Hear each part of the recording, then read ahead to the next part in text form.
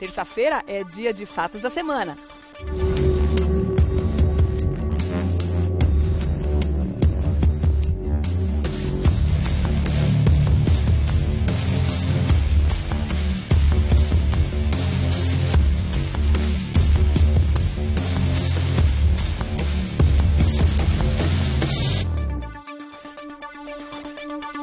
O ex-presidente Lula se entregou, se apresentou à Polícia Federal de Curitiba no sábado à noite, depois de ficar 2 dias na sede do Sindicato dos Metalúrgicos no ABC, em São Bernardo do Campo. A gente vai falar sobre as consequências da prisão do Lula para a eleição de logo mais aqui em 2018. Pode rodar. O ex-presidente Luiz Inácio Lula da Silva se entregou neste fim de semana à Polícia Federal. Ele foi condenado em segunda instância por corrupção passiva e lavagem de dinheiro a uma pena de 12 anos e 1 mês de prisão em regime fechado. A defesa tentou evitar que Lula fosse preso com um habeas corpus preventivo no Supremo Tribunal Federal, mas o pedido foi negado pelos ministros por 6 votos a 5. Os advogados pleiteavam o cumprimento da pena somente após o encerramento de todas as possibilidades de recurso nos tribunais superiores, o que foi rejeitado. E agora, como fica a situação do ex-presidente? Ele ainda poderá se candidatar à eleição deste ano? É sobre este assunto que vamos falar agora no Revista da Cidade. Para falar sobre esse assunto, a gente está recebendo o Dr. Eduardo Leite. Bem-vindo. Tudo bem? Bom dia. Bom dia. Tô ótimo, tô sempre ótimo, né? É, né? É óbvio. Alguém tem que estar, né? Nós. Pois é, mas a nossa situação política, né? Tá um imbróglio tão grande, e é bom que você esteja aqui hoje para a gente tentar entender, né? O que vai acontecer, como é que funciona com relação à ficha limpa. Vamos já começar com essa primeira pergunta que já estava no VT. Mesmo preso, na condição de hoje, na atual situação, o ex-presidente Lula pode ser candidato à presidência? Regiane, é importante, essa prisão do Lula, esses processos todos desencadearam implicações, tanto legais quanto políticas. Tá? É importante colocar porque é óbvio que nós precisaríamos fatiar para poder discutir cada situação e, obviamente, o desdobramento de cada situação que pode acontecer. É evidente que a lei da ficha limpa, ela tem, obviamente, um norte, ela tem o regramento de como é que funciona essa questão da ficha limpa, sobretudo, principalmente as condenações em segunda instância, que isso me parece algo pacífico, sob o ponto de vista legal. Entretanto, quer dizer, está condenado em segunda instância, não pode ser candidato. Mas não é automático. Mas não é bem assim. Não é automático, na verdade. Não é simplesmente, olha, uma vez condenado em segunda instância, fica inelegível, de forma automática. A lei, ela não dá essa situação automática. Há necessidade, obviamente, de ter uma provocação. Então, o que acontece? A pessoa, ela, primeiro, ninguém pode ser questionado antes de você apresentar o registro. Ou seja, você tem que estar afiliado ao partido, tem que apresentar o registro da candidatura para depois o Tribunal Regional Eleitoral se manifestar, podendo haver um desdobramento de outras instâncias também se manifestarem, porque o Tribunal Regional Eleitoral ele vai se manifestar no primeiro momento e depois você tem o Tribunal Superior Eleitoral, depois você tem o Supremo Tribunal Federal. Então isso pode se desdobrar de uma forma em que arrasta essa questão da inegibilidade do ex-presidente Lula, entendeu? E principalmente agora. Por isso que eu logo iniciei a minha fala dizendo que foi desencadeado questões legais e, sobretudo, políticas. E questões entendeu? inéditas, né? Afinal de contas, a gente está vivendo uma situação muito inédita no Brasil. A gente nunca teve antes um ex-presidente preso e muito menos preso e pré-candidato à eleição de logo mais. Então é importante que a gente entenda o que diz a lei, porque muita gente está se perguntando, poxa, mas ele está condenado em segunda instância. Como é que ele vai ser candidato? Como é que ele vai lançar a candidatura dele se a lei diz isso? Mas aí entra na questão dos prazos que você está colocando. O grande detalhe que eu acho que vale a pena ressaltar, que eu acho que a maior questão não é necessariamente o que a lei estabelece, mas sim o desdobramento político disso, entendeu? Primeiro, nós estamos pela primeira vez, a campanha é uma campanha financiada com dinheiro público. Isso é uma preocupação muito grande, porque nós não vamos ter mais um financiamento privado, nós vamos ter 100% de financiamento público. Aquele 1 bilhão e pouco de reais que foi aprovado para que a campanha aconteça, para que as eleições ocorram em 2018. Cada um, de acordo com a formação da sua bancada, vai ter uma participação financeira. Então, por que eu estou chamando a atenção disso, tá? Porque uma vez que um ex-presidente da República, como o caso do Lula, insistir nessa candidatura, apesar da inegibilidade estar configurada, porque num primeiro momento está configurada a inegibilidade, ou seja, ele está condenado em segunda instância. E é importante ressaltar que quando você tem uma condenação em segunda instância, você não vai discutir mais o mérito, ou seja, a autoria e materialidade não se discute, já está encerrado. O que você vai discutir é se teve alguma nulidade durante o processo, mais questões procedimental do que necessariamente em relação à questão do mérito da causa, ou seja, a autoria e materialidade já está provada. Isso não vai ser discutido, entendeu? Agora, qual é o problema político em relação a isso e o problema financeiro, sobretudo? Você imagina você insistir numa candidatura, como o caso do ex-presidente Lula, onde ele está inelegível, vai se custear essa candidatura porque o dinheiro sai do nosso bolso, do nosso tributo, para que ali na frente tudo pode ser perdido. Ou seja, porque o que acontece? Isso é muito sério. Se eventualmente, por qualquer razão, ele conseguir uma liminar e se candidatar, e na hora da diplomação, que é onde a pessoa vai receber a diplomação como presidente da República, se essa diplomação não acontecer, sabe o que ocorre? Ou seja, ou você o segundo lugar, que não é a preferência, talvez, de uma eleição, acaba assumindo a posição, e se ele for cassado lá na frente, por qualquer razão, assume o presidente da Câmara, e em 90 dias ele tem que chamar uma nova eleição, o que significa mais dinheiro. É por isso que eu estou falando que isso é uma questão muito séria. Por quê? Porque, na verdade, nós estamos falando já não mais de 1 bilhão e pouco, nós estamos falando em muito mais dinheiro. Então, eu acho que é uma irresponsabilidade. Um país que fala em rombo em todas as esferas, em todas as situações. Eu acho uma irresponsabilidade do candidato, uma irresponsabilidade do partido em insistir no nome de alguém que, efetivamente, se encontra preso hoje, né, inelegível, e aí tem, de ele qualquer ainda não forma... é candidato porque não tem, as candidaturas ainda não estão estabelecidas todas, mas é um pré-candidato do partido. Mas é um pré-candidato e assumiu que vai continuar, ou seja, e a própria presidente do PT e o seu vice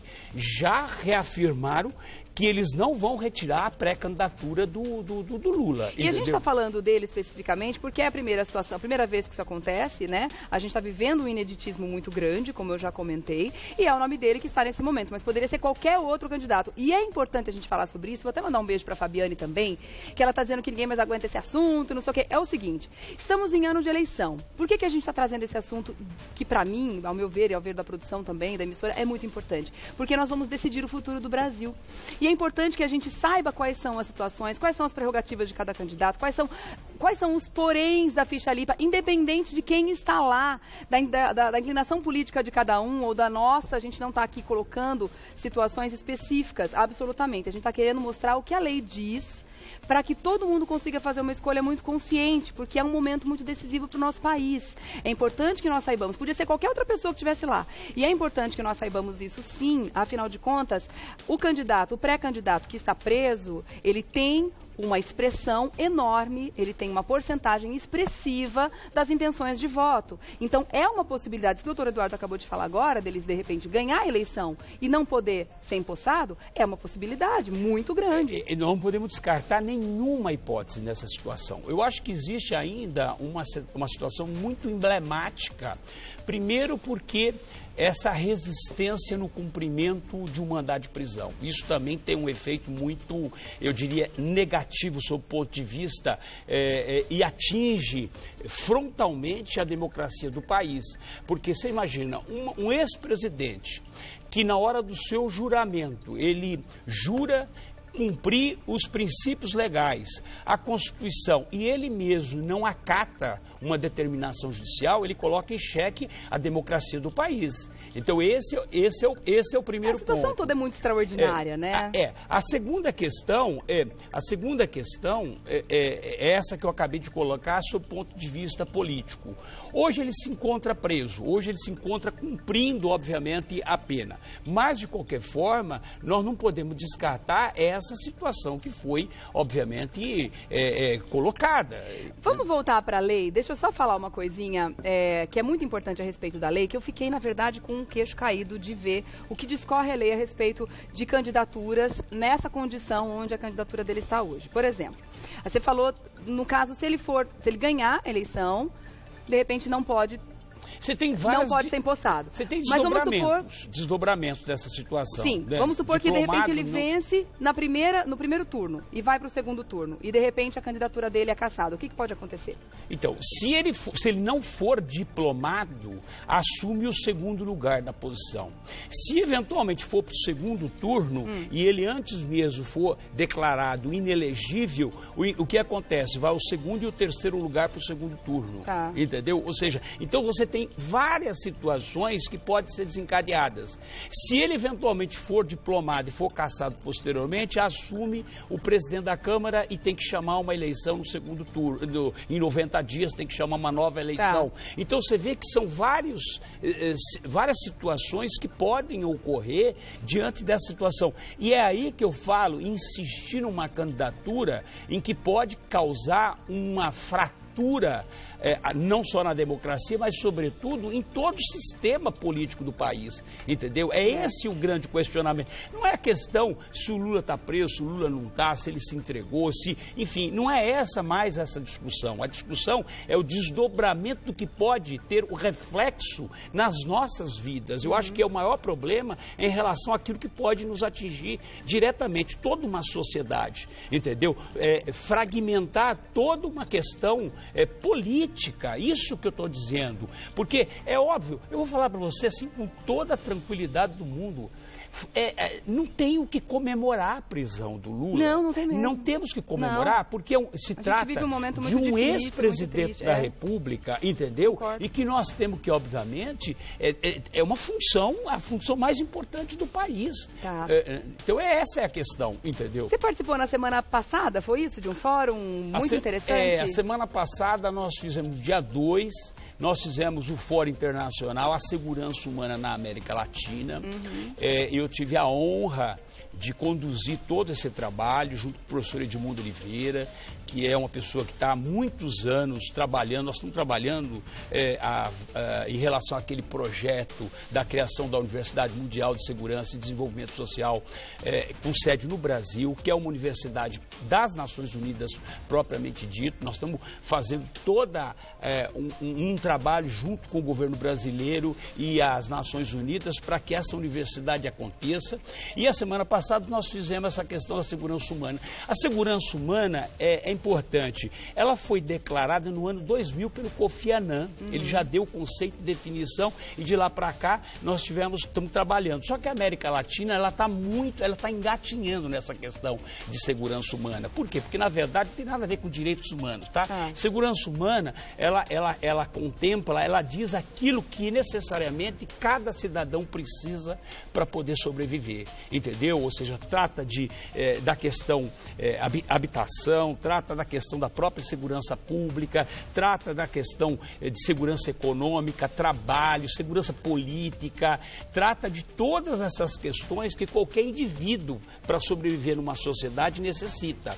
E a América Latina está muito atrasada em relação a isso. E por conta disso, nós tivemos o secretário, que é o conselheiro do secretário-geral das Nações Unidas aqui, professor Yukio Takasu, que esteve aqui, veio do Japão para participar desse evento. São Paulo foi na segunda-feira e depois nós tivemos uma aula inaugural de um curso de pós-graduação em Justiça Social, Criminalidade, Direitos Humanos, que é justamente um convênio que foi feito entre a ONU para a América Latina e, obviamente, a Escola de Governo do Senado, da Câmara dos Deputados e também do Tribunal de Contas da União.